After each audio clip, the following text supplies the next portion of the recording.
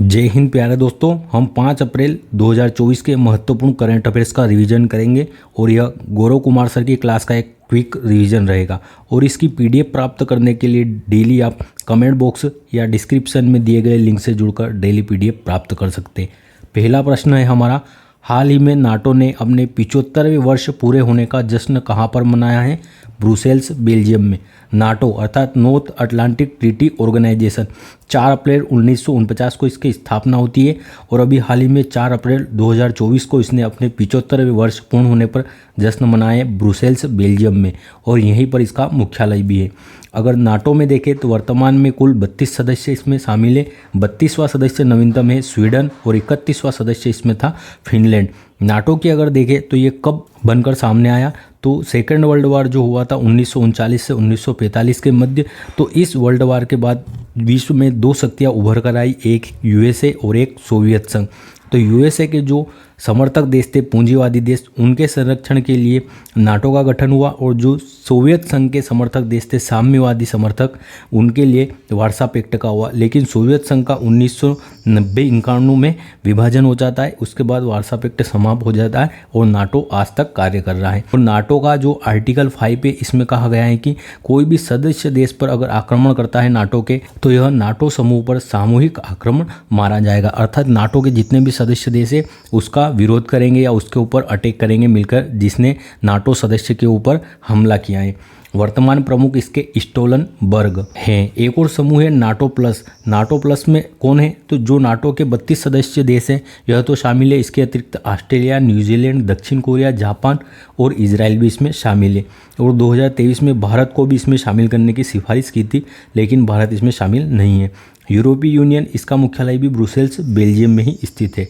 Lallan top प्रश्न है, BRICS का हाल ही में नवीनतम 5 सदस्य देश कौन बने हैं? तो 5 सदस्य देश ईरान, यूएई, सऊदी अरब, इथोपिया और मिस्र, इसके 5 सदस्य देश बने नए। और ब्रिक्स में शामिल होने से मना किसने किया है?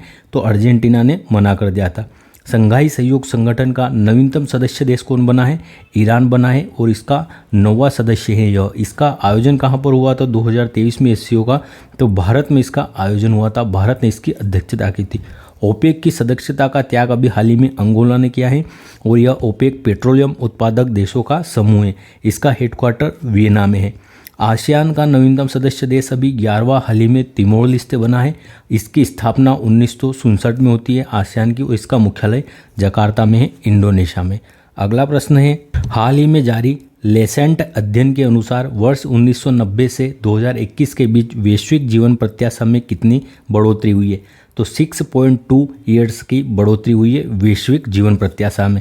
जीवन प्रत्याशा लाइफ एक्सपेक्टेंसी द लेसेंट की रिपोर्ट के अनुसार 1990 से 2021 के मध्य वैश्विक लाइफ एक्सपेक्टेंसी 6.2 ईयर्स की इसमें ग्रोथ देखी गई है। और भारत में कितनी वृद्धि हुई है?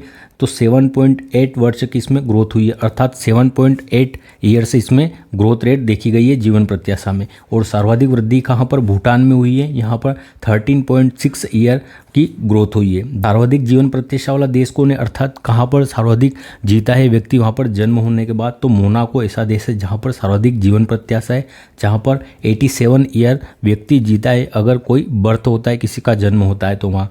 इसका कारण क्या है कि जो हमारी आयु है उसमें वृद्धि हुई है, तो जो चिकित्सा सुविधा हो उनमें वृद्धि, और जो लाइफ स्टाइल है जीने की यह बेहतर होने से हमारी उम्र में वृद्धि हुई है जीने में। और यह महामारियों की कमी के कारण भी हुआ है, जो महामारियां हैं उनमें कमी आई है। लल्लन टॉप प्रश्न है, हाल ही में खाद्य अपशिष्ट सूचकांक किसने जारी किया था? तो यह यूनाइटेड नेशन इन्वायरमेंट प्रोग्राम के द्वारा जारी किया था और कहा था कि जो हमारा खाद्यान्न है उसका लगभग 19% जो खाद्यान्न है यह क्या होता है? नष्ट या अवशिष्ट के रूप में बेकार होता है। मानव विकास सूचकांक के 3 आधार कौन कौन से हैं? तो जीवन प्रत्याशा, पर कैपिटल इनकम, प्रति व्यक्ति आय और साक्षरता, इसके 3 आधार हैं। इसे जारी कौन करता है? यूएनडीपी से जारी करता है, यूनाइटेड नेशन डेवलपमेंट प्रोग्राम। और भारत की इसमें अभी रैंकिंग 134वीं है। ग्लोबल इकोनॉमिक आउटलुक कौन जारी करता है? तो इसे आईएमएफ जारी करता है। और आईएमएफ और वर्ल्ड बैंक की स्थापना ब्रिटन वुड्स सम्मेलन के तहत हुई थी और इन दोनों का मुख्यालय वाशिंगटन डीसी में है, अमेरिका में। 2011 की जनगणना में सर्वाधिक जनसंख्या किस राज्य की है? तो यह उत्तर प्रदेश की है। सबसे कम जनसंख्या कहाँ पर है? सिक्किम राज्य में। क्षेत्रफल की दृष्टि से देखें तो सबसे बड़ा राज्य हमारा कौन सा है? राजस्थान। और सबसे छोटा राज्य है गोवा। जनघनत्व की दृष्टि से देखें अर्थात प्रति वर्ग किलोमीटर में कितने लोग निवास करते हैं, तो सर्वाधिक जनघनत्व बिहार का है। और अगर ओवरऑल देखें यूटी को भी मिला ले केंद्र शासित प्रदेश को, तो दिल्ली का जनघनत्व सबसे ज़्यादा है और सबसे कम है अरुणाचल प्रदेश का। प्रति वर्ग किलोमीटर में केवल 17 व्यक्ति रहते हैं। लिंगानुपात सर्वाधिक कहाँ का है? केरल का है। सबसे कम हरियाणा का है। साक्षरता दर सर्वाधिक कहाँ पर है? केरल में है और सबसे कम बिहार में। और तट रेखा मैक्सिमम किसकी है? सबसे लंबी तट रेखा वाला राज्य कौन सा है? गुजरात है। और दूसरे नंबर कौन सा है? तो आंध्र प्रदेश। सबसे ज़्यादा गुजरात की और दूसरे नंबर पे कौन है? आंध्र प्रदेश है। अगला प्रश्न है हमारा, हाल ही में राष्ट्रपति द्रौपदी मुर्मू ने देश की पहली घरेलू जीन थेरेपी CAR-T सेल कहाँ पर लॉन्च की है? तो IIT बॉम्बे में इसे लॉन्च किया गया है। CAR-T सेल थेरेपी यह एक कैंसर के इलाज की थेरेपी है और यह भारत की पहली जीन थेरेपी है अपनी स्वदेशी। और राष्ट्रपति द्रौपदी मुर्मू ने इसे IIT बॉम्बे को समर्पित किया है या IIT बॉम्बे से देश को समर्पित किया है। यह कैंसर के इलाज के लिए, जहां पर इसके कैंसर के इलाज में USA में 5 करोड़ का खर्च आता है, वहीं भारत में इसके इलाज में अब केवल 40 लाख का खर्च आएगा। और यह विकसित किसने किया? IIT बॉम्बे और जो टाटा मेमोरियल है, इन दोनों ने इसे विकसित किया है। CAR-T सेल थेरेपी, इसका फुल फॉर्म क्या है? CAR का फुल फॉर्म है chimeric antigen receptor. Chimeric antigen receptor, इसे ध्यान रखना है। और T सेल का अर्थात है जो T सेल है इसका T लिम्फोसाइट। जो T लिम्फोसाइट होती है WBC में, यह रोगों से लड़ने का कार्य करती है हमारे शरीर में। जो जीन थेरेपी है इसके तहत जो T सेल है हमारे शरीर में, इनको बढ़ाया जाएगा जिससे कि यह कैंसर को लड़कर समाप्त कर देगी। जो हमारी T लिम्फोसाइट कोशिकाएं होती है वह लड़कर समाप्त कर देगी कैंसर को। लल्लन टॉप प्रश्न है, कैंसर का अध्ययन क्या कहलाता है? ओंकोलॉजी। ल्यूकेमिया क्या होता है? तो जो WBC होती है, जो हमारे रक्त में उनकी संख्या में तीव्र वृद्धि क्या होती है? यह ल्यूकेमिया होता है, अर्थात ये ब्लड कैंसर होता है एक तरह से। विश्व कैंसर दिवस कब? 4 फरवरी को मनाते हैं। सर्वावैक्स क्या है? तो यह सर्वाइकल कैंसर की वैक्सीन है पहली। और सर्वाइकल कैंसर क्या होता है? महिलाओं के गर्भाशय में कैंसर होना क्या कहलाता है? Cervical cancer. और इसकी वैक्सीन का निर्माण सीरम इंस्टीट्यूट पुणे ने किया है। और ये किस वायरस के कारण होता है सर्वाइकल कैंसर? तो यह ह्यूमन पेपिलोमा वायरस के कारण होता है सर्वाइकल कैंसर। कैंसर के उपचार के लिए किस समस्थानिक आइसोटोप का प्रयोग किया जाता है? तो इसमें कोबाल्ट 16 का प्रयोग होता है कैंसर के इलाज में। समस्थानिक या आइसोटोप किसे कहा जाता है? जिनके परमाणु क्रमांक समान होते हैं उन्हें आइसोटोप या समस्थानिक कहा जाता है। और जिनके परमाणु भार समान होते हैं उन्हें आइसोबार या समभारिक कहा जाता है। जिनके परमाणु क्रमांक समान होता है उन्हें आइसोटोप, और जिनके परमाणु भार समान होते हैं उन्हें आइसोबार कहा जाता है। अगला प्रश्न है, हाल ही में 10,000 मेगावाट की नवीकरणीय ऊर्जा क्षमता हासिल करने वाली पहली देशी कंपनी कौन सी बन गई है? तो यह है Adani greens energy limited. Adani greens energy limited अभी हाल ही में देश की पहली ऐसी स्वदेशी कंपनी है जिसने नवीकरणीय ऊर्जा उत्पादन जो क्षमता है वह 10,000 मेगावाट कर लिए और इसे प्राप्त कर लिया है। अगर बात करें मेगावाट को अगर गीगावाट में चेंज करना है तो क्या होगा? मेगावाट क्या होता है? तो 10 की पावर 6 होता है मेगावाट और गीगावाट होता है 10 की पावर 9। तो इसमें कितने 1000 वोट का अंतर है। तो अगर 10,000 मेगावाट को गीगावाट में बदलना है तो 10 गीगावाट होगा। कुल क्या होगा? 10 गीगावाट होगा। ऐसी ऊर्जा जो समाप्त नहीं होती है, जो प्रदूषण रहित होती है, यह क्या कहलाती है? नवीकरणीय ऊर्जा कहलाती है, जैसे सौर ऊर्जा और पवन ऊर्जा। अडानी ग्रुप्स यह विश्व में सबसे बड़ा नवीकरणीय ऊर्जा का प्लांट भी स्थापित कर रहा है। जो अडानी ग्रुप है यह विश्व में सबसे बड़ा नवीकरणीय ऊर्जा का प्लांट कहाँ पर? खावड़ा गुजरात में स्थापित करेगा और इसकी उत्पादन क्षमता होगी 30 मेगावाट। लल्लन टॉप प्रश्न है, भारत के पंचामृत लक्ष्य कौन से? तो इनका उद्देश्य है स्वच्छ ऊर्जा का उत्पादन करना और जो SDG गोल है हमारे सस्टेनेबल डेवलपमेंट गोल, इन्हें प्राप्त करना। यह कब से? 2015 से 2030 के लिए लक्षित किए गए 15 वर्षों के लिए। और कितने गोल हैं? तो कुल 17 गोल हैं हमारे SDG के। इसके 5 लक्ष्य हैं हमारे पंचामृत के। नेट जीरो कार्बन उत्सर्जन को 2070 तक प्राप्त करना, गैर जीवाश्म ऊर्जा को 2030 तक 500 मेगावाट तक उत्पादित करना, 2030 तक नवीकरणीय ऊर्जा में कुल ऊर्जा का 50% हिस्सा होना चाहिए, 2030 तक इकोनॉमी में कार्बन उत्सर्जन को 45% तक कम करना है और 2030 तक 1 बिलियन टन कार्बन उत्सर्जन को कम करना है। वर्तमान से भारत के ये लक्ष्य है पंचामृत के तहत। अगला प्रश्न है, हाल ही में सीरिया में ईरानी दूतावास पर किसने हमला किया है? तो सीरिया में दूतावास था ईरान का, उस पर हमला किया है इजराइल ने। इजराइल की संसद का नाम नेसेट है और यहाँ की जो राजधानी है जेरूसलम। खुफिया एजेंसी इसकी मोसाद है। ईरान की राजधानी तेहरान है और सीरिया की राजधानी दमिश्क है। अगला प्रश्न है, हाल ही में स्कोर 2.0 का अनावरण किसने किया है? तो यह पोर्टल सेबी के द्वारा लॉन्च किया है score 2.0। SEBI security exchange board of India, इसकी स्थापना 1988 में होती है और 1992 में इसका एक्ट आता है, अर्थात इसे विधिक संस्था का दर्जा 1992 में मिला था 1992 के एक्ट से। इसका मुख्यालय मुंबई में और वर्तमान में प्रमुख माधवीपुरी बुच्चे जो कि प्रथम महिला प्रमुख है सेबी की। निवेशकों की शिकायतों के निवारण के लिए इस पोर्टल को लॉन्च किया गया है स्कोर 2.0 को, और यह 21 दिन में निवेशकों की समस्या का निवारण करेगा। यूजीसी यूनिवर्सिटी ग्रांट कमीशन, इसने अभी हाल ही में एक पोर्टल लॉन्च किया है। कौन सा? शेरनी पोर्टल लॉन्च किया है यूजीसी ने। एसबीआई किसे इलेक्टोरल बॉन्ड है जो कौन देता था? एसबीआई देता था, जिसे अभी हाल ही में सुप्रीम कोर्ट ने असंवैधानिक घोषित किया है।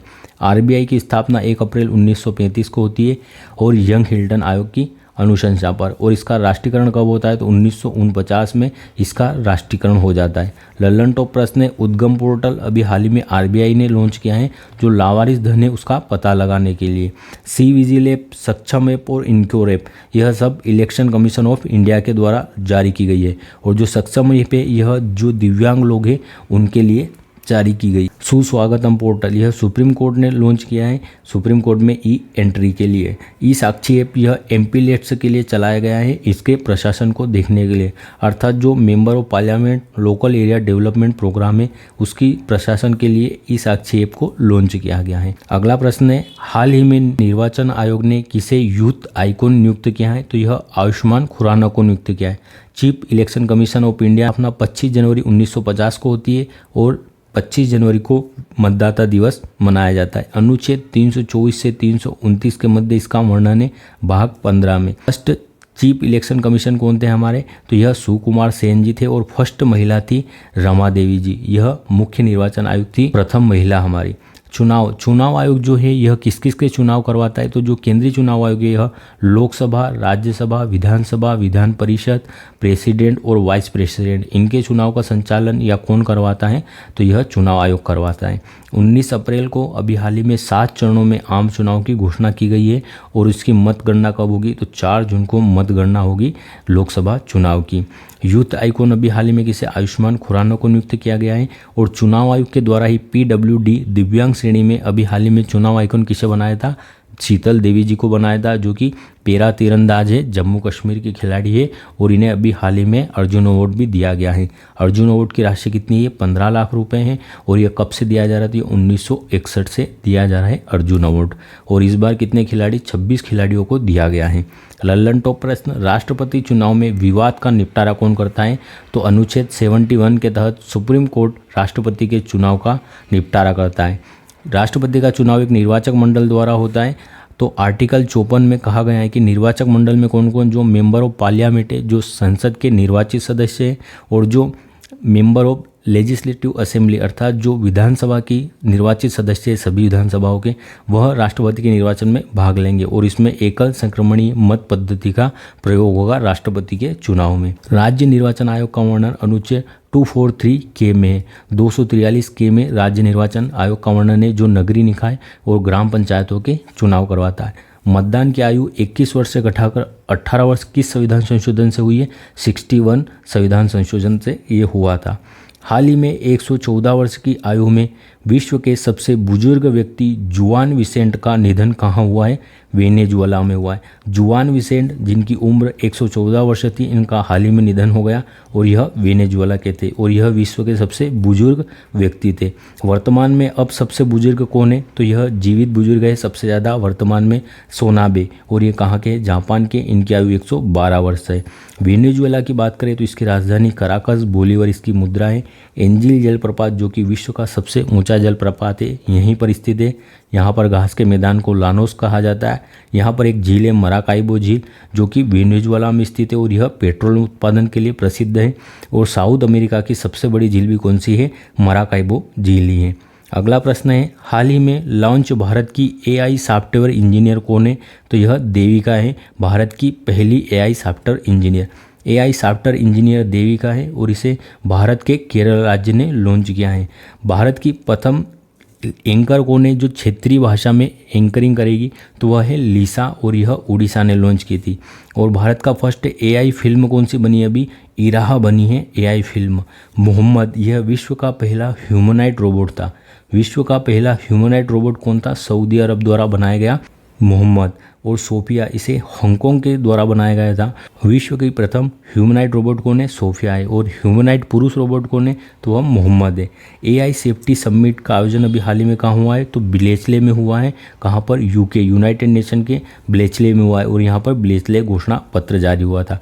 भारत का पहला AI teacher artificial intelligence teacher कौन है? तो यह आयरिस है और केरल ने लॉन्च किया है। अगला प्रश्न है, हाल ही में दुनिया के पहले डाक टिकट कॉपर टिकट के 250वें स्थापना वर्ष का समारोह कहाँ आयोजित हुआ है? बिहार में किया गया है।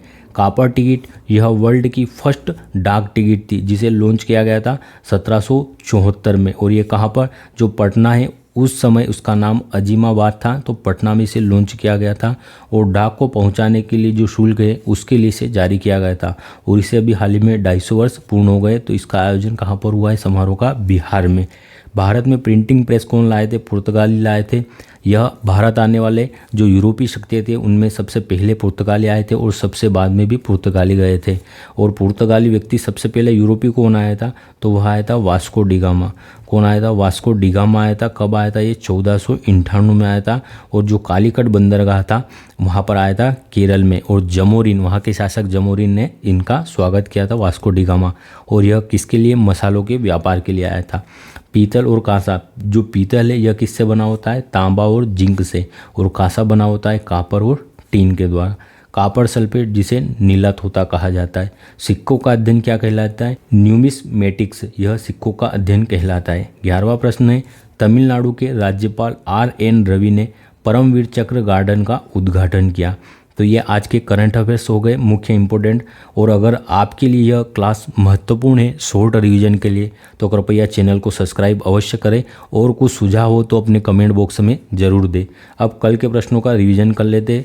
मनोरंजन के लिए भांग के उपयोग को कानूनी मंजूरी देने वाला कौन सा देश बना है? तीसरा। जर्मनी बना है, यूरोप का तीसरा देश। 48 सेकंड के लिए 100 मिलियन डिग्री के प्लाज्मा तापमान को बनाए रखने का नया विश्व रिकॉर्ड किसने बना है? दक्षिण कोरिया ने। 7.4 की तीव्रता के शक्तिशाली भूकंप के बाद कहाँ सुनामी चेतावनी जारी की गई? ताइवान और जापान, इन दोनों में। बी मिस्टेक चार्टर का समर्थन किसने किया है अभी हाल ही में? तो इसका समर्थन नेपाल की संसद ने किया है। विश्व बैंक के अनुसार 2024 में भारत की अर्थव्यवस्था की वृद्धि दर कितनी रहेगी? 7.5%। हाल ही में किस राज्य के माताबरी पेरा प्रसाद और गिरनाई पचारा टेक्सटाइल को GI टैग दिया गया है? तो यह है त्रिपुरा के। एसोचैम के अध्यक्ष किसे नियुक्त किया गया है? संजय नायर जी को। एक वाहन एक फास्टैग नियम किसने लागू किया है? भारतीय राष्ट्रीय राजमार्ग प्राधिकरण के द्वारा। 125वीं वर्षगांठ मनाने वाली कोडाईकनाल सौर वेधशाला कहाँ पर स्थित है? यह तमिलनाडु में है, पालनी की पहाड़ियों पर। हाल ही में ASI प्रदर्शन मानक से प्रमाणित होने वाली पहली भारतीय एल्यूमिनियम कंपनी कौन सी बन गई है? तो यह बाल्को बन गई है। धन्यवाद दोस्तों, जय हिंद। मिलते हैं जल्द ही अगले वीडियो में।